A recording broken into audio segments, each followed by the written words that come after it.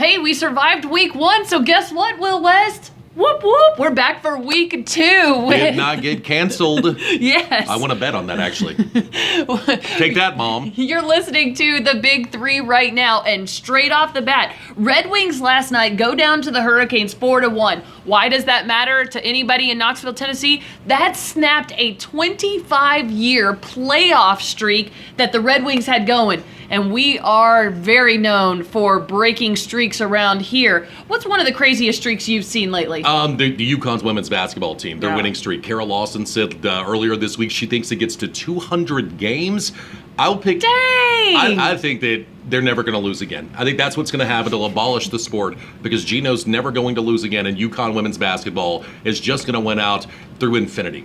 And we still care about streaks because I'll tell you, I'm never letting it go that Derek Dooley lost to Kentucky. Just go ahead and etch it on his tombstone for me. That's what he'll be known for. That was a streak that lasted some people's entire lifetime, and it was just blown. Some of these streaks you'll never get back, but it's definitely a sign that maybe not everything's wrong with the Red Wings, but you are trending down. You're definitely trending in the wrong direction. It's not where you want to go. Detroit Red Wings hockey. Look, hockey's really taken a hit when it comes to the audience in the United States. Not in Detroit, though. It's huge there. Yeah. Always has been. Detroit might as well be Canada, though. So there is that. One of the biggest moves that you've seen in the NFL is Raider Nation heading to Las Vegas. Is this a no-brainer for the NFL? I hate that 3 teams have moved in 14 months. Like, I hate that for the cities. I hate that they hold these cities hostage to get tax money out of them to build these new stadiums. This is the one move that culturally makes sense, though. I mean, how many times have we seen Al Davis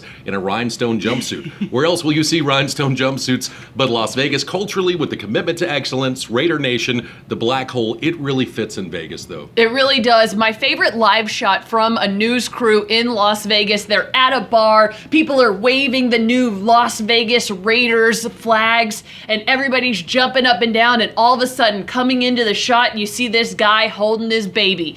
Yes! That means you have chosen the right city. It's going to be super fun. They're going to have people flying in all the time to see games. I think it's going to be a big statement and the most successful move of any of the NFL franchises. And last but not least, we would be totally remiss if we didn't mention this crazy Final Four. Gonzaga, South Carolina, UNC going up against Oregon. How does this even play out, Will? I have no idea, because if you watch basketball, you didn't expect any of this to happen so far. I will say, I think we get chalk when it comes to the final game. Gonzaga's balanced. They're experienced. I think they're a team that can beat South Carolina. Plus, how many games can South Carolina continue to play out of their mind, right? With True. Oregon against North Carolina, Oregon just continues to find ways to survive. Dorsey has been a monster. I don't even believe that guy's a human being with the way he's played in the postseason, but North Carolina's been there. North Carolina can beat you so many different ways. I think that they find a way to limit Dorsey. I also think that Oregon can't score with North Carolina,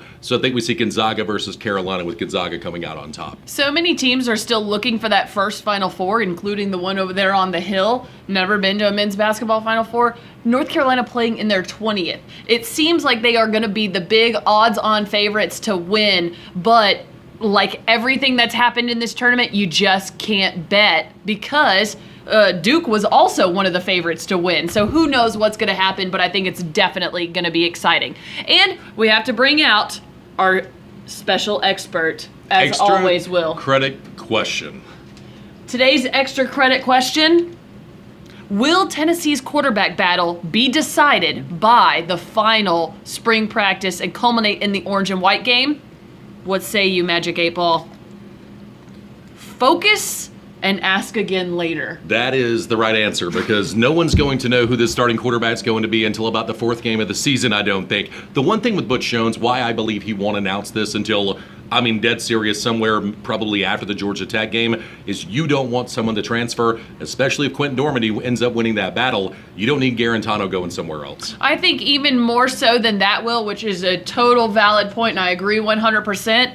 This is Tennessee. We don't do anything the easy way. It's got to be long. It's got to be drawn out. We've got to have that soap opera around every decision that is ever made. And that's why you won't know the starting quarterback till maybe even halfway through next season. And by next season, she means 2019. That's going to wrap it up for the Big 3. Make sure you see us next week.